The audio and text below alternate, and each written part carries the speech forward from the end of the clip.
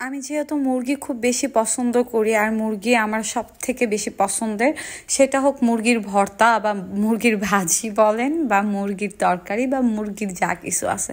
Hello everyone, আসসালামু আলাইকুম সবাইকে, আমি নওশিন, ওয়েলকাম সবাইকে নিউ একটা ভিডিওতে। সকাল সকাল নাস্তা করে নিচ্ছিলাম পরোটা, আর পরোটা দিয়ে সেমাই খেতে আমার অনেক বেশি ভালো লাগে।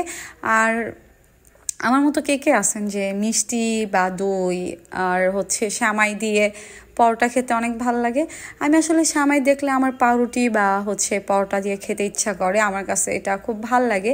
আপনারা যারা খান না এই খাবারটা, এইভাবে খেয়ে দেখবেন, আশা করি ভালো লাগবে। তা আমি আর কি পরোটা খাচ্ছিলাম। আপনারা কি ভাবতেছেন দুইটা পরোটা আমি একবারে খেয়ে ফেলতে পারি? একদমই না, এটা ভিডিওর জন্য নেওয়া।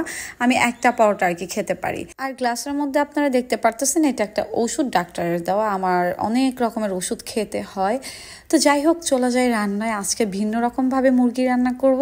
তো প্রথমে মুরগিটাকে আমি তেলে ভেজে নিব, আর মুরগির মধ্যে এলাচ, দারচিনি, তেজপাতা, লবঙ্গ দিয়ে তারপর মুরগিটাকে ভালোভাবে ভেজে নিব। যেহেতু ব্রয়লার মুরগি ভেজে রান্না করলে সব থেকে বেশি ভালো লাগে। আর আমি যেহেতু সব সময় একভাবেই মুরগি রান্না করি, তো এবার ভাবলাম যে একটু ভিন্ন রকমভাবে মুরগি রান্না করে দেখি কেমন লাগে। তা মুরগিটা যখন ভাজা হয়ে আসছে, তার মধ্যে আমি কাঁচা পেঁয়াজ দিয়ে আবারও ভালোভাবে ভেজে নিচ্ছি। ভাজাটা হয়ে গেলে তারপর আমি আদা বাটা, রসুন বাটা, জিরা বাটা, মরিচের গুঁড়া, তারপর হলুদ গুঁড়া দিয়ে মুরগিটাকে ভালোভাবে কষিয়ে নিব। এক্সট্রা কোনো পানি আমি দিব না, কারণ মুরগি থেকে এমনিতেই পানি বের হয়ে আসবে। তো আমি সব মশলা দিয়ে দিচ্ছি, আর একটু জিরার গুঁড়াও আমি দিয়ে দিচ্ছি। তারপর মনে হলো তো আমি ঝাল একটু খেতে বেশি ভালোবাসি, তাই মনে হলো যে মরিচের গুঁড়াটা একটু বেশি করে দিব। তো হলুদ গুঁড়া দিয়ে দিছি, তারপর মরিচের গুঁড়া। আমি ঝাল যেহেতু বেশি খাই, মুরগিতে ঝাল না হলে ভাল লাগে না, তো আমি একটু ঝাল বেশি দিয়ে দিছি। আগের থেকে যদিও ঝাল খাওয়াটা অনেকটা কমায় দিছি, তারপরও না মাঝে মাঝে ঝালের প্রতি একটা লোভ কাজ করে। তো এই যে সব রকমের মশলা আমি দিয়ে দিছি। এখন এই মশলা দেওয়ার পরে মুরগিটাকে ভালোভাবে কষিয়ে নিব। কষানোর পরে ঢাকনা দিয়ে ঢেকে দিব। এইভাবে মুরগির তরকারিটা হয়ে যাবে। এইভাবে তরকারি রান্না করে খেয়ে দেখবেন, আশা করি আপনাদের ভালো লাগবে, কারণ আমার কাছেও ভালো লাগছে। আর এটা আমি অন্যরকমভাবে রান্না করছি, যদিও ভিডিওতে কালারটা ভালোভাবে বোঝা যাইতেছে না।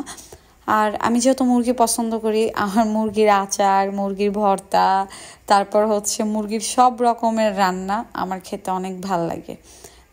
আর দেশি মুরগি আমার সব থেকে বেশি পছন্দের।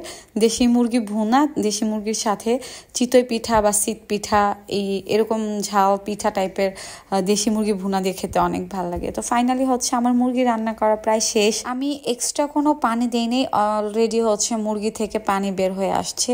এই ছিল আমার আজকের দুপুরের রান্না। ভিডিওটি ভালো লাগলে অবশ্যই লাইক, কমেন্ট, শেয়ার করে দিবেন। আমার পেজটি ফলো করে দিবেন, আমার ইউটিউব চ্যানেলটি সাবস্ক্রাইব করে দিবেন। সবাই ভালো থাকবেন। আল্লাহ হাফেজ সবাইকে।